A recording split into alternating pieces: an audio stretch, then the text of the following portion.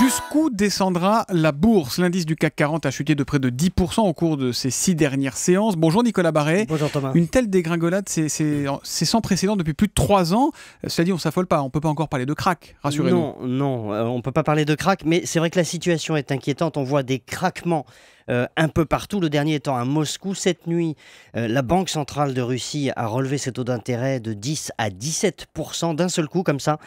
C'est un climat un peu de panique. Ça a été un lundi rouge hier à Moscou. Le rouble s'est effondré de 10% face au dollar. Il a perdu, faut s'en souvenir, la moitié de sa valeur depuis le début de l'année. La fuite des capitaux s'accélère de Russie. Le mélange chute du pétrole plus sanctions occidentales est en train de mettre la Russie à genoux.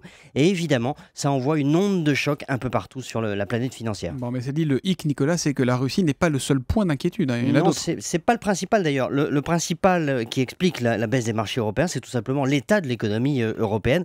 Cette fameuse déflation dont je vous parle depuis déjà quelques temps, qui se traduit par une baisse de la demande, une baisse des prix et puis une baisse des actions. Et donc tout ça, ça crée un cocktail destructeur. C'est ce qui fait baisser la bourse. Ajoutez à cela effectivement ces craquements en Russie, ces craquements en Asie, on en parlait il y a quelques jours, également dans la zone euro, puisque en Grèce, ça ne va pas fort non plus, et vous avez un cocktail assez explosif. Bon, donc à vous entendre, c'est quoi? C'est tous aux abris, là? Non, dans ces cas-là, il vaut mieux surtout pas paniquer.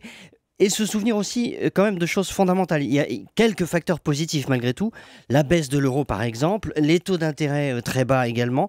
Tout ça, ça va permettre aux entreprises de reconstituer leur marge. Donc à terme, pour l'année prochaine, c'est plutôt bon. Et donc pour la bourse, à terme, c'est plutôt bon. Mais dans l'immédiat, c'est vrai, c'est plutôt un avis de gros temps. Il faut surveiller de près et notamment ce qui se passe en ce moment en Russie. Car là, ça peut vite déraper. Là, pour le coup, on a un krach en Russie. Et pour nos auditeurs qui ont des actions, l'adage dans ces cas-là, c'est quoi? Celui qui n'a pas vendu n'a pas perdu, c'est ça? Exactement. On garde son sang-froid.